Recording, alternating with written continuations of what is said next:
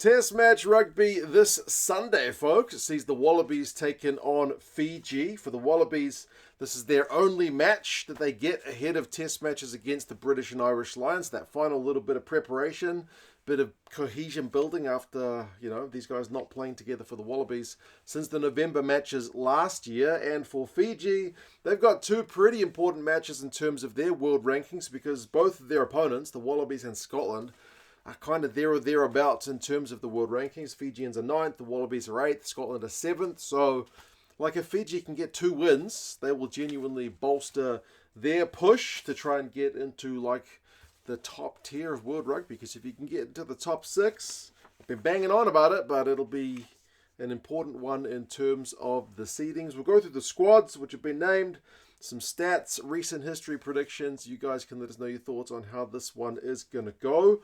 For the Wallabies, obviously they've been getting a little bit of stick about not releasing all their players for their provincial games against the British and Irish Lions, but they do have this match to prep for, and it is, from their point of view, an absolutely vital one, as I said, to kind of build that last little bit of cohesion that they can get together. And just in terms of their world rankings, it is also an important one as well. Slipper, Porecki and Ala Alatoa is a changed front row from the team which was fielded against Ireland at the end of last year. Porecki had a disrupted season again with the Tars. He did finish the season with at least, 4 games in a row, but missed a fair bit of the season with injury. Joe Schmidt talked about wanting to get him playing alongside the Brumbies props, the likes of Slipper and Ala Alatoa, because they don't always get to play together, whereas, he's got a Waratahs teammate in Angus Bell on the bench as Dave Porecki, so he's more used to playing with him.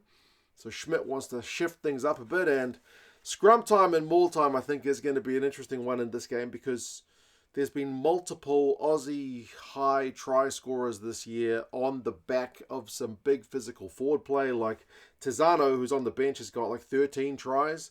Pollard, who's on the bench, the hooker, has got 11 tries. Alan Alatoa, not necessarily from mauls, but close range effort, he's got 8. That's an aspect of the Wallabies game, or the Aussie players game, which doesn't necessarily get thought of that much when you traditionally think Aussie teams, but they have got that in their arsenal. Whether they go for that against the Fijians, I think, as I said, will be one to watch. Frost and Williams is a good line-out duo, I think, at line-out time. Frost has been very busy in the Super Rugby season securing Brumbies line-out ball, so they'll be looking to get that platform sorted against Fiji. And then Gleeson, McWright and Wilson is a very hard-working back row. Wilson's captain for this one. He showed some silky skills in that knockout match against the Crusaders, which the Reds ended up losing, but again, he showed what he's got in the bag. McWright has always been one of the top tacklers and turnover merchants in the Reds and the Wallabies. He's under a bit of pressure from Carlo Tizano, who's had something of an outstanding season as well, but he retains his spot. And then Longy Gleeson, who is off to France, seemingly maybe that kind of dropped him down the pecking order a wee bit because Joe Schmidt had talked about wanting to invest more in the guys who were staying in Aussie rugby, but the fact that he's not going for a long time, at least initially, and his undeniable Super Rugby form with his carries and tackles and whatnot sees him selected. Also the fact that Rob Valentini does leave the door a little bit open for someone to jump into that back row because Bobby has generally had that position pretty well locked down. Change at 9 with Tate McDermott getting a start. And again, Jake Gordon being injured leaves that door open a little bit because you got the feeling that Joe's preference was for Jake Gordon, but Tate, with that sniping game of his, gets a start rather than the bench role, and then Nola Olosio has been the guy Joe Schmidt's invested in throughout the 2024 season with the Wallabies, and there's no change to that here. Ikitau and Suoli'i is a pretty bloody exciting midfield, even if Suoli'i did miss the end of the Super Rugby season with that jaw injury. He is pure talent, and if he gets into any space or gets the aerial or offload game going, he will cause problems. And then Ikitau just quietly has scored 8 tries this season for the Brumbies as well, so it's not just the forwards getting it done. Jorgensen's also back from injury on the left wing. Guy certainly needs some minutes after missing the vast majority of the Super Rugby season. Harry Potter and Tom Wright is 2 of the form backs in Super Rugby. Both of them are among the leaders in clean breaks and run meters and defenders beaten.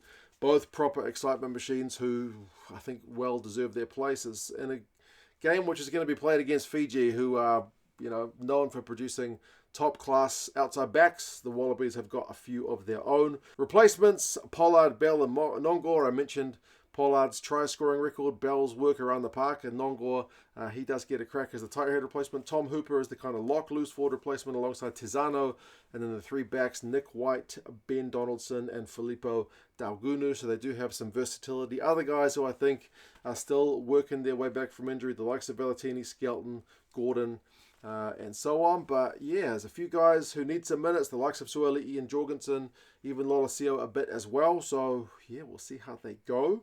They did start the last year looking a little bit vulnerable to maul tries, did the Wallabies, but they kind of flipped that on its head throughout the season. They managed to score a few of their own. I think they bagged a few against Wales in particular in their game up in Europe. But yeah, they've tended to be pretty young, this Wallaby side, averaging like 26 years old.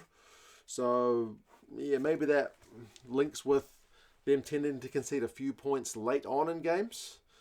Maybe a bit of a lack of maturity, but they've had a year under Joe Schmidt. And yeah, we'll see how they start 2025. For Fiji, it's a bit of a mixed squad of guys who are based overseas and some of the local guys who played their rugby for the Drua. The front row will certainly get a good test up against the Wallabies front row. You've got Maui, who's been a Saracens regular, Ikanaveri, who captains the side and often captains the Fijian and Drua, and then Ravai, the veteran, who is like 35 years old. They'll have to manage his minutes. Nasila Sila, line-out operator, alongside Maiana Vanua, who's been playing all the way through to a Champions Cup final with Northampton this year. Tangi Valu, Thanakai Vata, and Viliami Mata. That's the back row.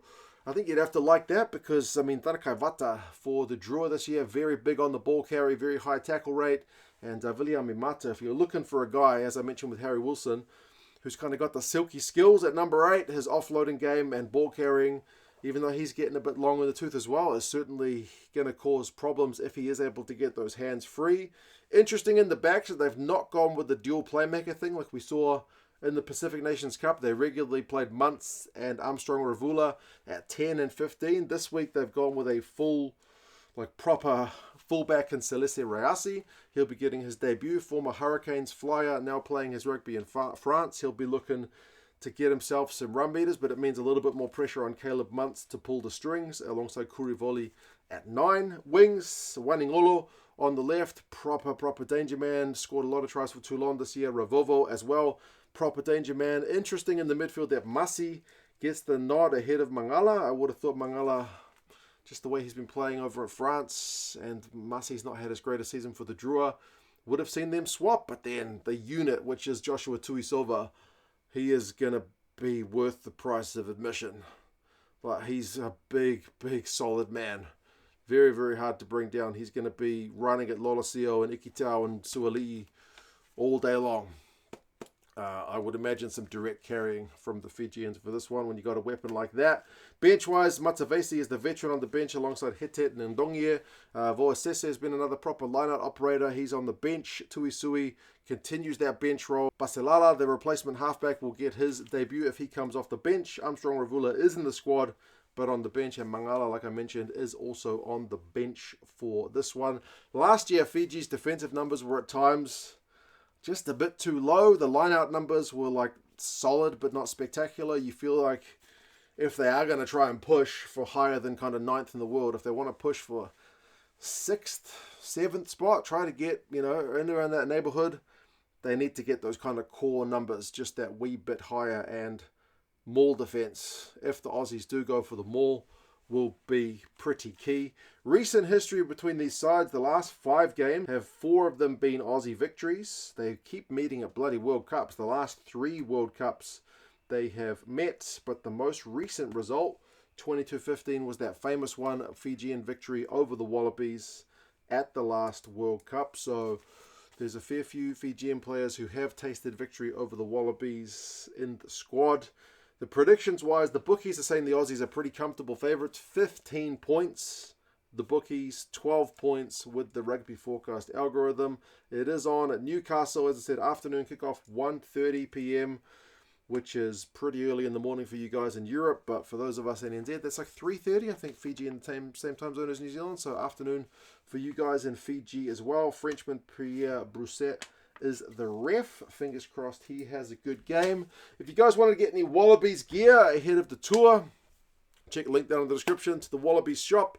They are an affiliate of the channel. Use that link. It tells them 2 cents sent you. But yeah, get some gear ahead of the tour. You guys let us know your thoughts on the game. Do you think the Wallabies, like the predictions, are going to be kind of a try or two favourites, or do you think Fiji, with some big international players in that core of the Fijian and draw, will cause them some trouble? You guys let us know your thoughts, and yeah, talk to you guys again soon. See you later.